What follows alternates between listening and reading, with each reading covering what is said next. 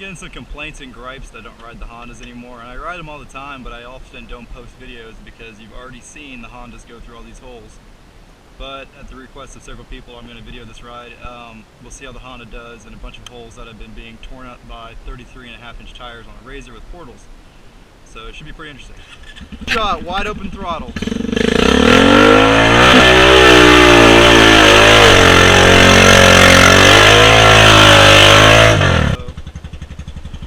Ran out of ground clearance.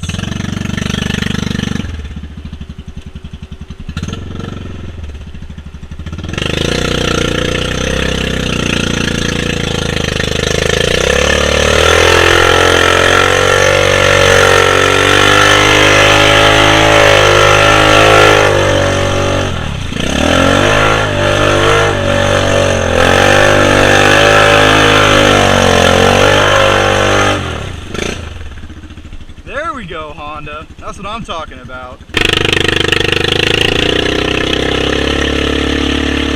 a pretty good test. We know the Polaris can barely go through this.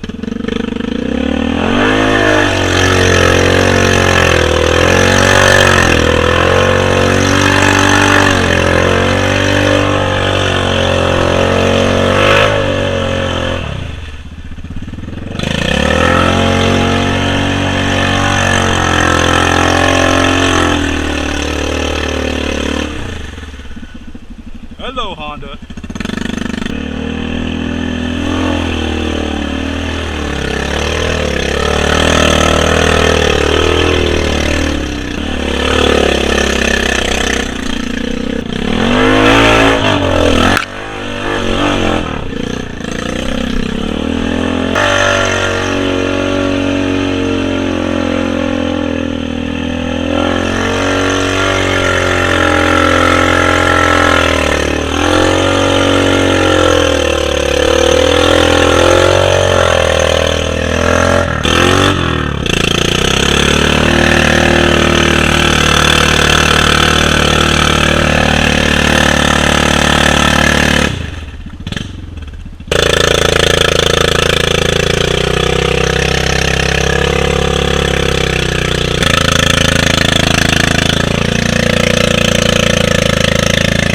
That one in two-wheel drive and buried it, so maybe it was my fault.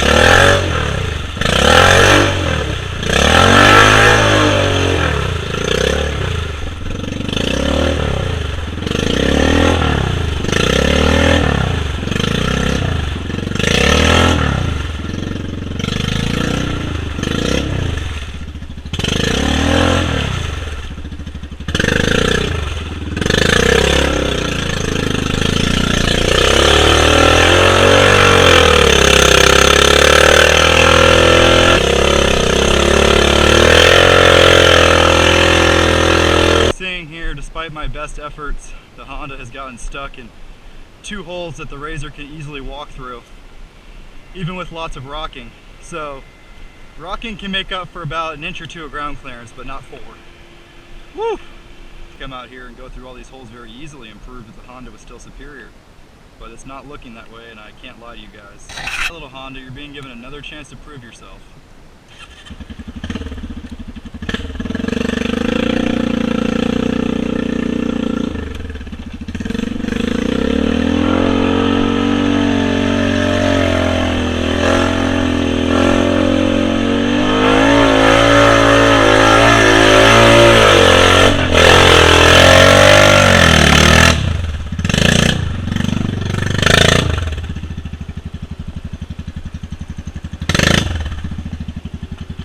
Broken axle.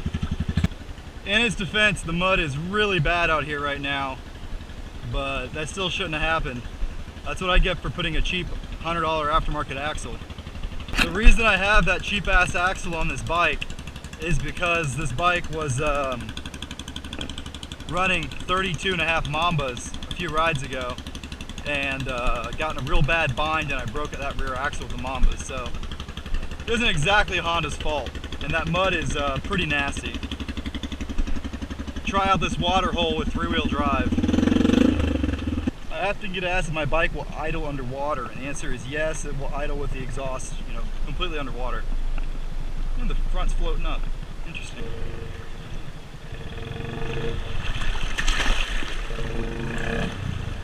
Three-wheel drive sucks.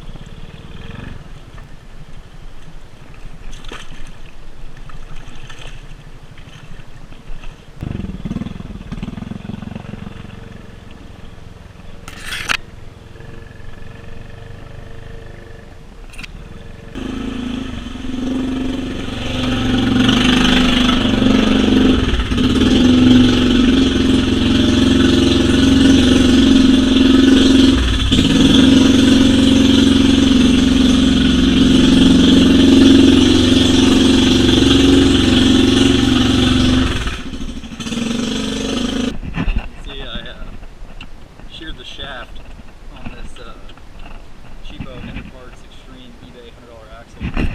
These axles are pretty good. Inner Parts axles are pretty good if you're breaking factory ones. You need something quick. I ordered it because I was in a bind. Amazon got it to me in 2 days. I needed an axle for a ride, so I ordered some of those. But you're definitely better off with the Honda axles. I would not recommend running a 31 wide on an Inner Parts axle. It lasted about 4 or 5 rides. It did turn the dualies okay, but I was taking it kind of easy. Pretty much the best advice I can give someone with a Rubicon is if you're gonna ride hard, don't put a wide rear tire. A wide rear tire builds up so much suction and it's so much heavier, you're gonna break your axles. So my recommendation is if you're not gonna creep around and ride it like a Honda, if you're gonna try to ride it like a Can-Am, put a skinny rear tire. Put like a 31 skinny or a 29.5 skinny. Or don't run a lift. If I wasn't running a lift, it wouldn't have happened, most likely, because the way the angle is and everything like that makes it more likely to shear a shaft. But yeah, so I mean that just tells you those axles are kind of brittle. The joint didn't actually break, it sheared the shaft.